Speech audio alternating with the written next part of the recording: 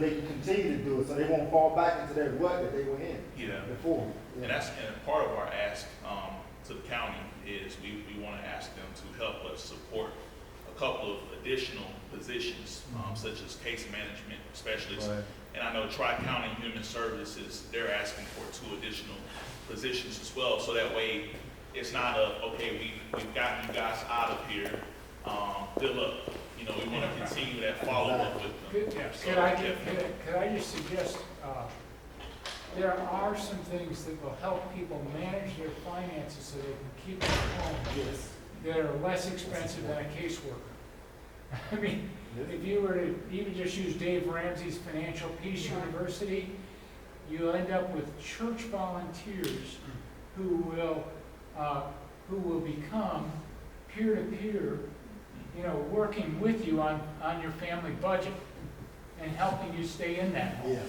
And that's a $99 program or something like Well, that. we have resources already in hand with the Pathway of Hope program. Yeah, there you go. We have that. And then like, once that program, where the families come around, it's a wonderful program. There's another church program. It's called the Open Table, and and we mentioned this in one other session. But in the Open Table, what they have is a board of directors, and the chair of the board is a person who is either on the verge of homelessness or may have been homeless, and everyone else is providing some aspect of advice about managing finances, being able to get a permanent housing situation, variety of things. It's a great organization based in Phoenix. It's almost like wraparound services on a personal level. Yeah. We have Pathway of Hope also. Yes, you do, that for does families. The same for Yeah. families. Right. And I know that doesn't address the singles, but those principles are still used. Oh, There's absolutely. Pathway of Hope for singles too. Yeah, There is? yeah, and the Pathway of Hope for singles is to find another single that's doing Pathway of Hope. Or someone that has a child. All right, way to go, way to go, winter storm. All right, get on up here with your poster, I don't care what you do, I want to hear about it. I love the drawing, again, I want to just, I didn't ask for drawing this time. You're fine. We know. I know, you're fine, I had all the complaint on that I could take. Oh, Pick one of them, take us all the way across, and then talk to us about measures. I think so. Leesburg has changed.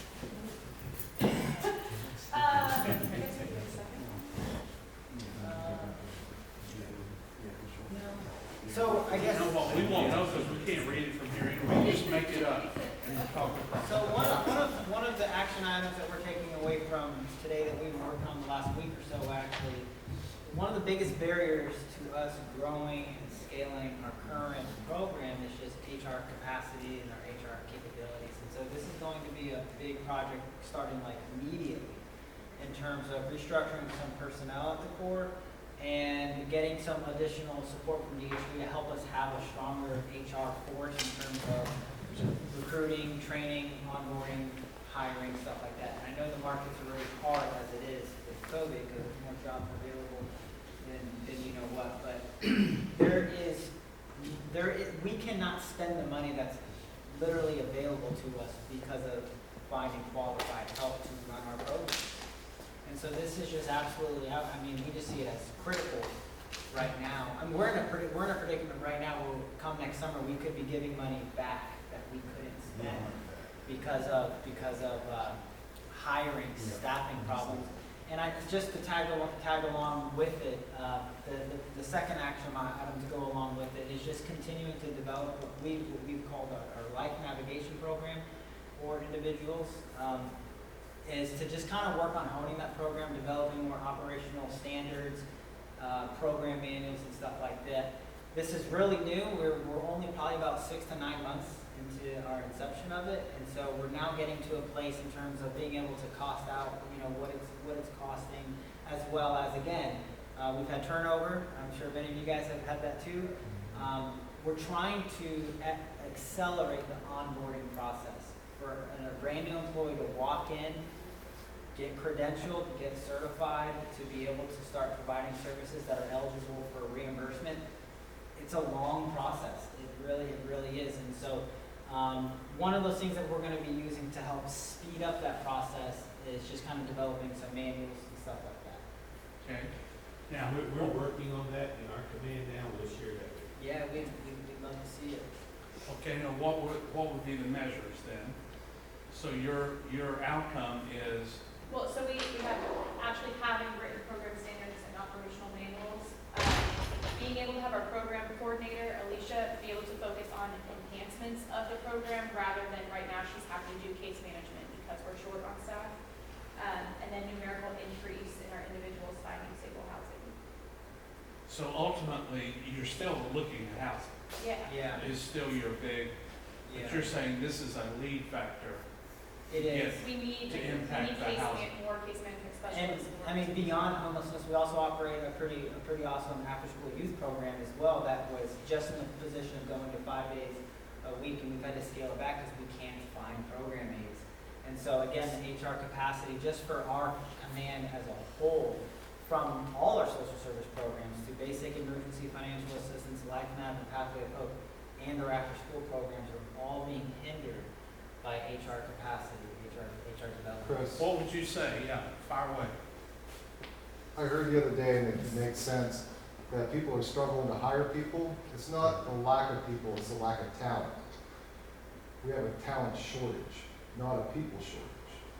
And it's interesting that you're talking about HR development, maybe an HR training program where she's training people that don't have that talent yet, but you could raise the bar and maybe even like a compressed training that gets them certified. So instead of looking for a position that there's a lack of talent out there, instead of what we've always hired is someone that's qualified, is start looking for the unqualified and get them qualified. So I think that's a really good idea, and we're definitely open to that. And like Jesse said, we're kind of in a position that beggars can be choosers, and we certainly view any new hire as a development opportunity, and we're definitely willing to do that. The challenge that we're seeing, and we've posted positions many different ways, from case management specialist to outreach caseworker to caseworker specialized in Pathway of Hope. We've kind of gone through this, and we're posting, and we're seeing, for example, one of our positions right now that is, we have interviews that'll be happening.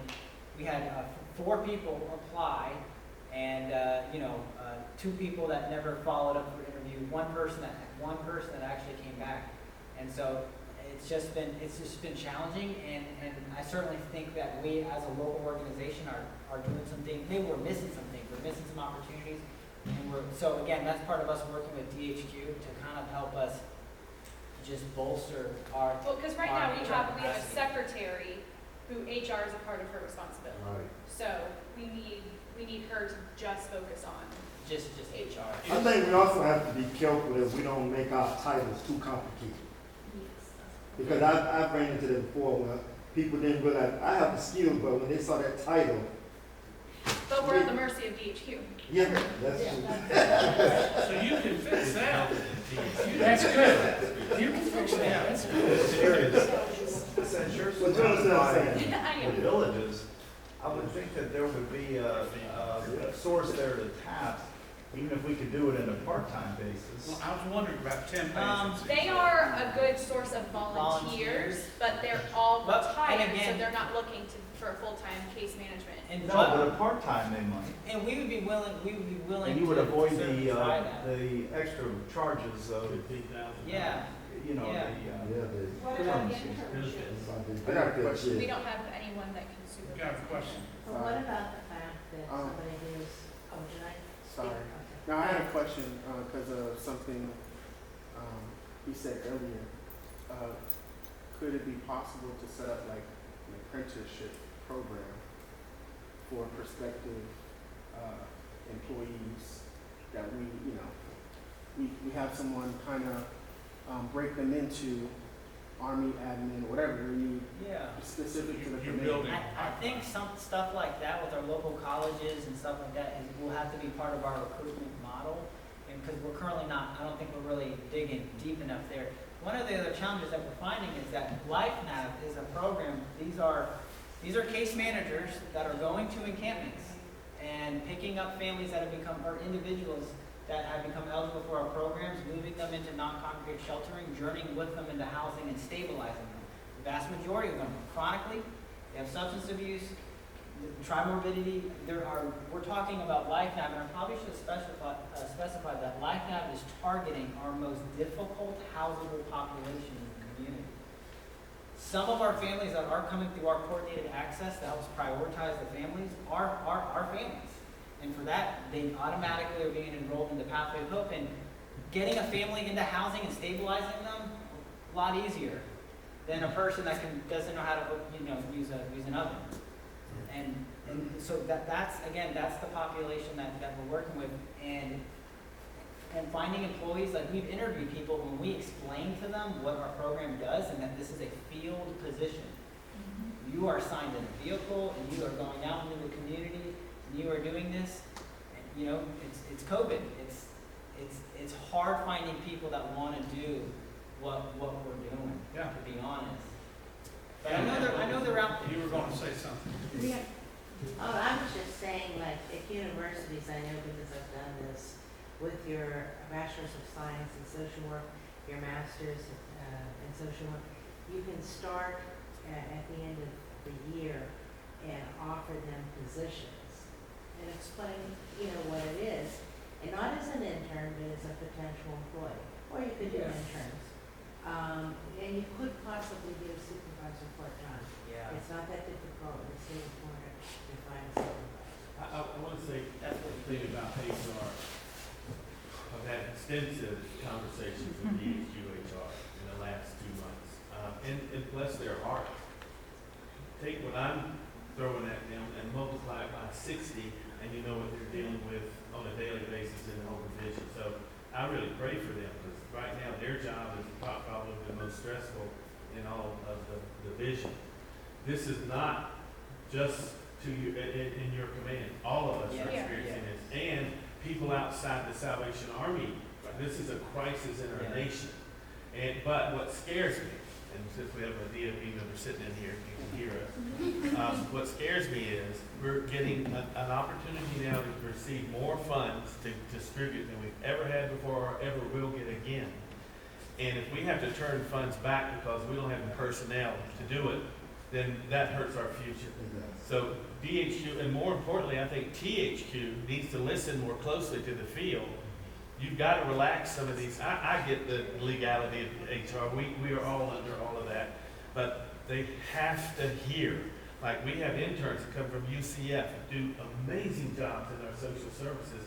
And DHQ will not let us hire them because they have to have 3 years of experience in the field. So if the Salvation Army can't give them an opportunity, who else is going to give them? So there's got to be some dialogue happening with the territory, because it's mostly territory. The division is just following through what territory lays out. They got to listen to the field, because we're dying right now in HR. We're dying.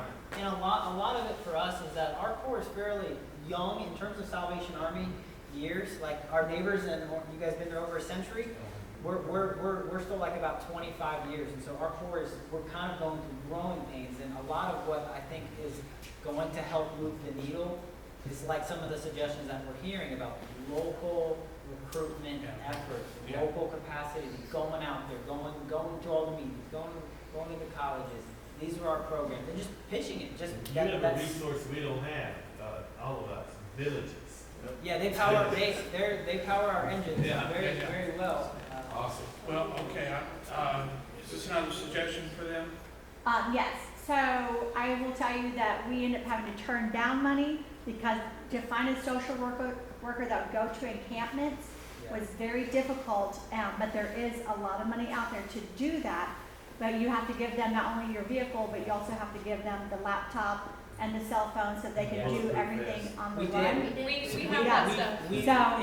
It's been hard, but we just bought 2 new vehicles, bought every single social service employee has a laptop. That was a hard fight with GHQ. Proving that it was necessary. Every single social service employee now has an assigned laptop, assigned iPhone. I tried buying 2 vehicles at one, DHQ thought it was crazy, so we go and buy one at a time, and then we just bought a second vehicle. Right. And so it has been, very, very We need to hard. set up a shadow. I know, I'm trying to shield. No, this is before you got there. But here's the thing. You're gonna fix this. You're Oh, gonna fix this. goodness.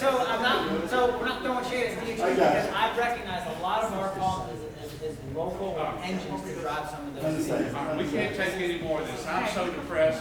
I probably will turn down my first class upgrade today. All right, so, all right, do you wanna say anything? 'Cause Yeah, Orlando's very short, because we have two things to say for what's next. First of all, October 15th, that is a hard deadline. We have to do about a 300-page RFP. So, and then the end of the year for the other big project in Orange County. So that's our next step, getting all that ready. All right. Y'all don't have any suggestions for them, do you? Will you write their proposal? He needs to work harder, he's not doing it. I know. Who writes your RFP? It's a team, but we do have a grant writer, but it's the whole team does it together. The whole team that is not hired yet. Because we can't give them a laptop. That is true. That is true. I Or 2 cars. We're going to Howard, never mind. All right. I have something. Can I say it? Okay, so, no, I offered this to one of the groups, but I just wanted to offer to everyone. If by any chance you're having difficulties to connect with your county commissioner or city commissioner within your area, please feel free to reach out to me, send me an email saying which commissioner it is you're trying to reach out to, their first and last name and stuff, so I can find their contact information, their public contact information. And then I'm happy to do an introduction through my email, so that way they will connect with you because hopefully. That's a platinum. No promises, but, because everyone's different. No problem. Yeah, you're right. You're right. Everyone That is But, platinum. yeah, so I'm happy to help, and that really will hopefully at least open the door. And she has access to cars. But she is not, you got salary at uss.salvagearmy yet. No. Let me just That's say, not how that works. and if you Go ahead, begin to go wrap ahead. things up, it means a lot to me as it does to all of the special officers here for the elected